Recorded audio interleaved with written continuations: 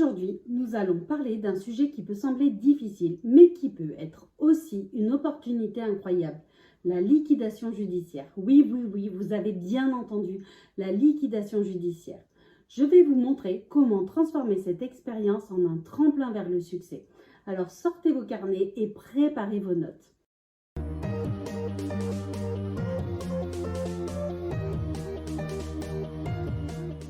Clé numéro 1. Acceptez la réalité. Ok, vous venez de liquider votre société. Ça veut dire quoi, liquider sa société? Ça veut dire mettre de l'eau dedans? Ça veut dire que ta société vend tous ses biens et ses actifs. C'est comme si dans un jeu vidéo, tu décides de vendre tous tes équipements et tes ressources pour arrêter de jouer. Une fois que tout est vendu, l'entreprise ferme définitivement, un peu comme quand tu arrêtes de jouer à un jeu et que tu effaces ta sauvegarde. C'est la fin de l'entreprise et de son histoire. C'est un peu comme si votre entreprise avait pris un plongeon dans la piscine vide. Mais devinez quoi?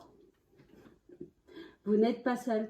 Même les plus grands entrepreneurs ont connu des échecs. Alors prenez une grande respiration et acceptez la réalité. Dites-vous, je suis un phénix, je suis un phénix, yeah, yeah, yeah, je suis un phénix. Voici d'ailleurs les légendes des échecs couronnés de succès. Thomas Edison, ce nom vous dit peut-être rien, mais imaginez, il a trébuché 10 000 fois avant d'éclairer le monde avec son ampoule électrique. Même après ce fiasco, il a régné en maître avec le plus grand nombre de brevets. Bill Gates, oui, vous connaissez ce nom, c'est le cerveau derrière Microsoft. Et pourtant, c'était un flop en tant qu'entrepreneur à ses débuts avec l'entreprise que je ne connais pas, Trafodata. Mais il a rebondi pour devenir l'un des hommes les plus riches du monde. Henry Ford, avant de dominer l'industrie automobile avec Ford, il a vacillé entre les échecs et les faillites. Aujourd'hui, la marque Ford est un incontournable. Walt Disney, il a construit un empire. Et pourtant, avant, il a chuté comme rédacteur en chef et en tant qu'entrepreneur. Aujourd'hui, vous connaissez Disneyland, n'est-ce pas? Mais pourtant, il ne s'est pas fait en un jour. Akio Morita, ce nom vous dit peut-être rien et pourtant c'est le génie derrière Sony. Il a failli tout perdre avec un cuiseur à riz raté, mais avec de la ténacité, Sony a réussi à conquérir le monde.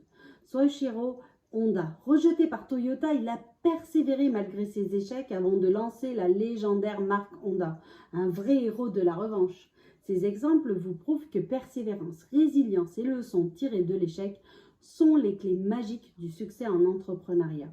Alors, osez l'échec, il pourrait bien être votre ticket gagnant vers la victoire. Clé numéro 2. Analysez les erreurs. Très bien, cher entrepreneur. Installez-vous confortablement et prenez un cahier ou une feuille ou un tableau Excel. Bougez un petit peu et répondez à ces questions avec sincérité et bienveillance vis-à-vis de vous. L'idée n'est pas de vous culpabiliser. Pour que ce soit plus facile si c'est trop émotionnel, je vous invite à parler de vous à la troisième personne. Sur une feuille, un tableau ou un carnet, je vais vous inviter à faire 3 colonnes. Sur la première colonne, ce sera les questions. La deuxième colonne, ce sera les réponses. Et la troisième colonne, je vous dirai après. Donc sur cette colonne, voici les questions que vous allez noter qui sont importantes à considérer pour comprendre ce qui n'a pas fonctionné. Vous êtes prêts? Question numéro 1. Quelle était votre idée de départ pour créer votre entreprise et comment a-t-elle changé avec le temps? Imaginez que vous avez démarré avec l'idée de créer une application mobile pour aider au mieux les personnes à gérer leur temps. Au début, votre objectif était de toucher que quelques centaines d'utilisateurs, mais avec le temps, vous avez adapté votre vision pour viser le marché, pourquoi pas international. Question numéro 2. Est-ce que vous avez bien expliqué à votre équipe, vos partenaires, à ceux qui vous entourent, ce que vous vouliez atteindre avec votre entreprise, que ce soit en termes d'argent ou de travail?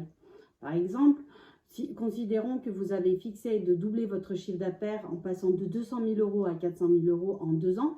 Avez-vous partagé ce but avec votre équipe et avez-vous mis en place des indicateurs de performance clés pour suivre les progrès ensemble? Question numéro 3. Quand des choses imprévues sont arrivées, comment avez-vous fait pour protéger vos clients et vous assurer que tout se passe bien? Par exemple, lorsqu'il y a eu la crise du Covid qui a frappé, comment avez-vous ajusté vos stratégies pour assurer la continuité des services à vos clients tout en protégeant les intérêts de votre entreprise? Question numéro 4. Quand vous avez rencontré des problèmes ou eu un sentiment d'échec, Comment avez-vous réussi à vous relever et quelles sont les astuces que vous avez utilisées pour surmonter ces obstacles? Par exemple, après avoir perdu un contrat important, au lieu de vous laisser abattre, avez-vous analysé les raisons de cet échec et avez-vous mis en place de nouvelles méthodes de travail pour renforcer la qualité de vos offres? Question numéro 5. Comment avez-vous appris de nouvelles choses, évolué et comment avez-vous encouragé les personnes dans votre équipe à être créatives et à prendre des risques? Par exemple, avez-vous encouragé l'innovation au sein de votre entreprise? Peut-être que lorsque des produits ou des services ont commencé à devenir obsolètes, avez-vous investi dans de la recherche et dans le développement pour créer des solutions avant-gardistes? Question suivante. Qu'est-ce que vous avez fait pour que toutes les personnes de votre société soient bien intégrées à votre projet et travaillent ensemble? Et comment avez-vous géré ce stress tout en motivant votre équipe à atteindre ses buts communs? Quelles ont été les répercussions aussi dans votre vie privée? En tant que dirigeant ou en tant qu'entrepreneur, vous avez mis en place peut-être des réunions hebdomadaires pour que chaque membre de votre équipe puisse partager ses idées, ses préoccupations concernant le projet. Vous avez peut-être également organisé des formations pour renforcer les compétences de chacun et peut-être des activités de team building pour souder l'équipe. Pour gérer le stress, vous avez peut-être mis des pauses méditation au bureau et encouragé l'équilibre travail-vie personnelle.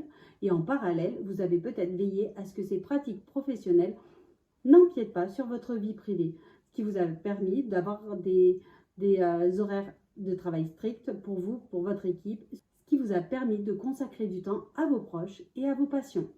Cela a peut-être renforcé votre bien-être et vous a donné l'énergie nécessaire pour continuer à inspirer et à motiver votre équipe. Sur cette colonne 3, prenez le temps, quelques minutes, quelques heures, quelques jours, même quelques semaines, voire quelques mois si vous voulez. C'est tout à fait OK de ne pas avoir les réponses de suite, en sachant que sur cette colonne numéro 3, lorsque vous allez regarder les questions et les réponses et en prenant le recul nécessaire, que feriez-vous différemment? Que feriez-vous différemment en regardant tout ça? Maintenant, avec votre expérience, avec votre regard, en sachant tout ce qui s'est passé, que feriez-vous différemment? Ces questions mettent en évidence l'état d'esprit d'un chef d'entreprise. Elles mettent aussi en lumière la manière dont les attitudes personnelles et professionnelles peuvent influencer sur le destin d'une entreprise. Clé numéro 3. Réinventez-vous. Réinventez-vous. Vous avez perdu une entreprise, pas votre créativité. Réinventez-vous. Devinez quoi? Réinventez-vous. Peut-être que vous étiez dans la vente de chaussettes, mais que maintenant, vous pouvez devenir le roi des chapeaux de cow-boy, qui sait? En explorant de nouvelles pistes, la vie est pleine de possibilités et de chemins inexplorés.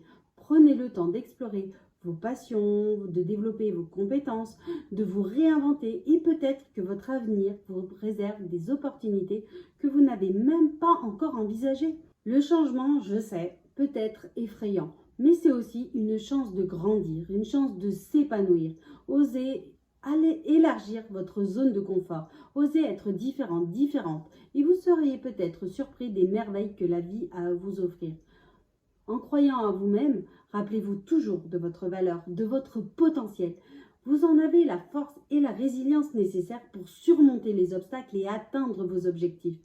Faites confiance à votre instinct, suivez votre passion. Je ne sais pas si vous sentez, mais laissez votre créativité vous guider vers de nouveaux horizons. Clé numéro 4. Utilisez vos compétences. Vous avez des compétences, j'en suis sûre. Utilisez-les. Peut-être que vous étiez un as de la comptabilité, eh bien devinez quoi? Proposez vos services en freelance ou devenez le gourou de la méditation pour les entrepreneurs stressés. Il est temps de laisser briller vos talents uniques et de les partager avec le monde. D'ailleurs, l'inverse, ce n'est pas bien. Hein. Que ce soit en aidant les autres avec vos compétences techniques ou en apportant la sérénité à ceux qui en ont besoin. Votre contribution peut faire toute la différence. Alors n'ayez pas peur d'explorer de nouvelles opportunités, de vous épanouir pleinement dans ce que vous faites le mieux. Vous avez le pouvoir de créer un impact positif. Alors foncez et faites briller votre lumière intérieure. Clé numéro 5, la positivité. La positivité est la clé. Répétez après moi. Je suis un phénix, je suis un guerrier ou une guerrière de la Renaissance. N'oubliez pas de sourire. Alors peut-être que les gens se demanderont ce que vous avez fumé, mais c'est bon pour le moral. Rappelez-vous même que dans les moments difficiles, gardez toujours la tête haute, les épaules en arrière, le dos droit et votre esprit positif. La vie est pleine de hauts et de bas, mais c'est notre façon de les affronter qui définit qui nous sommes. Alors continuez à avancer avec courage, détermination et surtout avec un grand sourire. Faites briller vos dents. Rappelez-vous, chaque jour est une nouvelle opportunité de grandir, d'apprendre, de s'épanouir.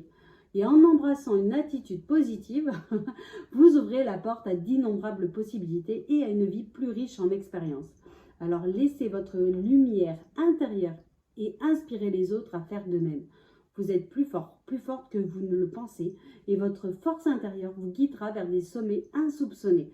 Alors avancez avec confiance, avec foi en vous-même et en un avenir lumineux. Alors, la liquidation n'est pas la fin du monde. C'est juste le début d'une nouvelle aventure que vous allez écrire. Alors sortez là-bas, conquérez le monde des affaires. Et rappelez-vous toujours, si j'ai pu le faire, parce que moi j'ai pu le faire, je suis heureuse, je suis épanouie et je m'éclate. Et si d'autres l'ont fait, comme Walt Disney et bien d'autres, vous pouvez le faire aussi. Vous pouvez le faire aussi. Vous pouvez le faire aussi. Alors, c'est parti!